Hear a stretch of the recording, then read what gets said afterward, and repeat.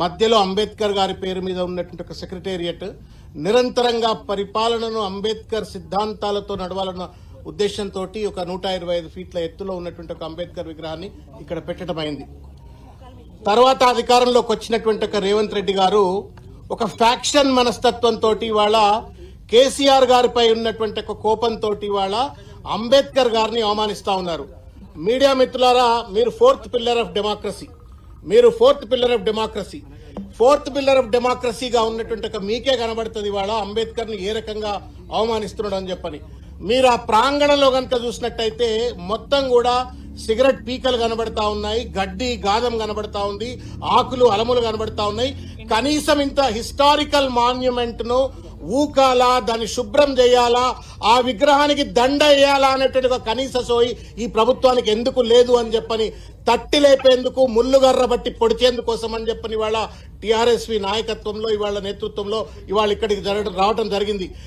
బాధ కలుగుతా ఉంది అంబేద్కర్ విగ్రహానికి ఇవాళ రేవంత్ రెడ్డి చేస్తున్నటువంటి ఒక దుర్మార్గమైనటువంటి అవమానం.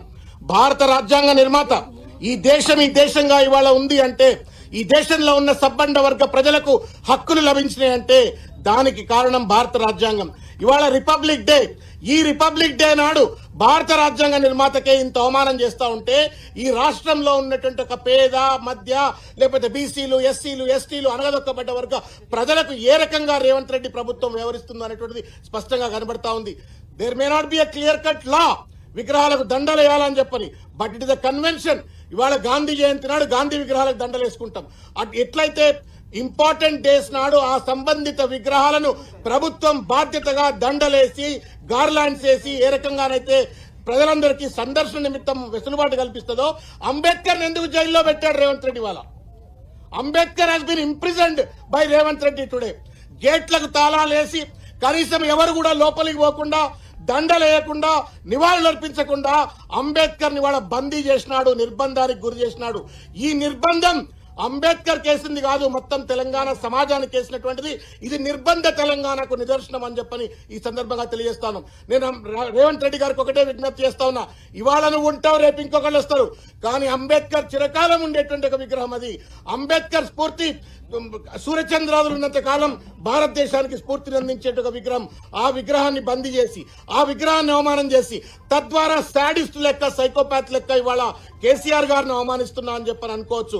ఒకవేళ కనుక నీకు కేసీఆర్ కట్టిండు కాబట్టి అంబేద్కర్ విగ్రహానికి అవమానించే పరిస్థితి ఏర్పడితే సిగ్గు ఎగ్గు లేకుండా సెక్రటేరియట్ ఎందుకు కూర్చున్నావు రేవంత్ రెడ్డి? దాన్ని కూడా ఖాళీ చేసి పడే, మరి బయటకు వెళ్ళిపో. బయట నీ ఇంట్లోకి వెళ్ళి రాజ్యం నడుపుతున్నావు కదా, మొత్తం సెక్రటేరియట్ కూడా నీ ఇంటికి తీసుకుపో.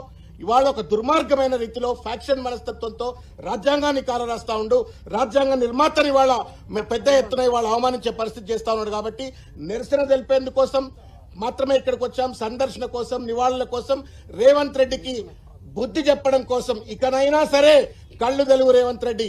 ఈ విగ్రహం కేసీఆర్ గారి తాతదో తండ్రిదో కాదు, తెలంగాణ మొత్తం భారత సమాజానికి రాజ్యాంగం అందించిన ఒక భారత జాతి నిర్మాతది.